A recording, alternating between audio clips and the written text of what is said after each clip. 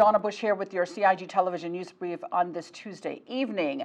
We begin with a look at a quarterly weather bulletin. The Cayman Islands monthly climate bulletin shared by the Cayman Islands National Weather Service gives us a broad overview of current climate conditions.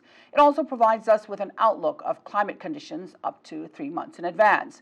Meteorologist Carrie Forbes explains what details are contained in the bulletin and how various industries can be affected by the changes in our weather conditions.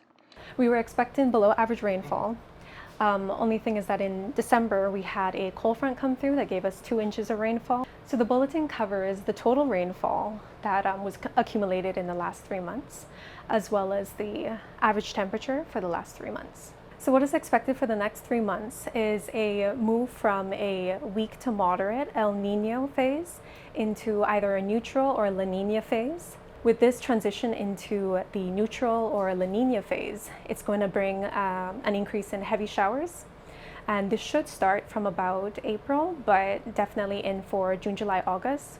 In addition to the increased precipitation, we should expect temperatures to also cool down while entering into this La Nina phase. What actually was unusual was last year, in which we were majority in the El Nino phase, in which we experienced warmer than average temperatures. But with us transitioning into the La Nina phase for the next few months, we should experience more cooler temperatures, which are more in line with our average temperatures for these months. The bulletins are intended to help the public manage climate risk and help build resilience to climate-related hazards. Information contained in the bulletin is put together by local meteorologists. Now, we invite you to join us in just a few minutes for a look at our local forecast for the next 2 days.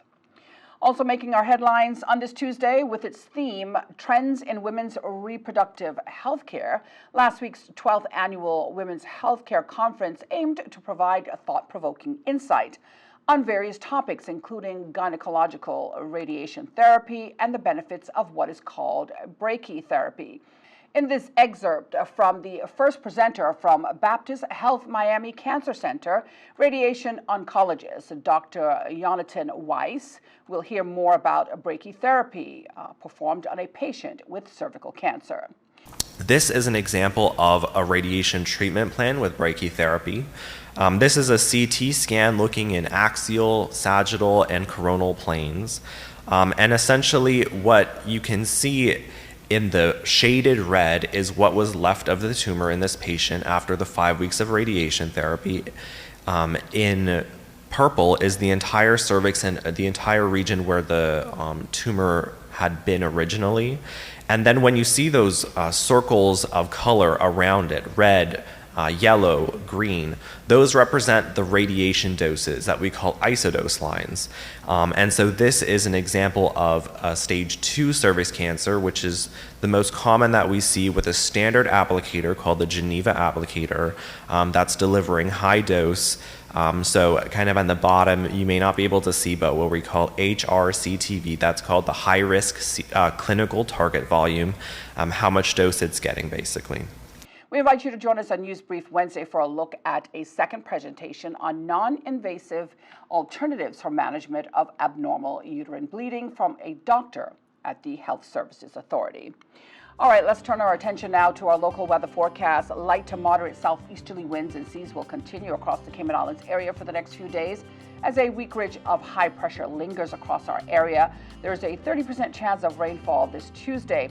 Temperatures will fall to the mid-70s, and now for you boaters, seas will be slight with wave heights of 1 to 3 feet, while there is a similar outlook weather-wise through to Friday afternoon. A reminder to check out the Cayman Islands National Weather Service's website and Facebook for a look at your local weather conditions. I'm Donna Bush, as always, thanking you for joining us this evening. If you're watching us on YouTube, we ask you to take a moment to like, share, and subscribe to our channel for all of your local government information. Have a great night, everyone.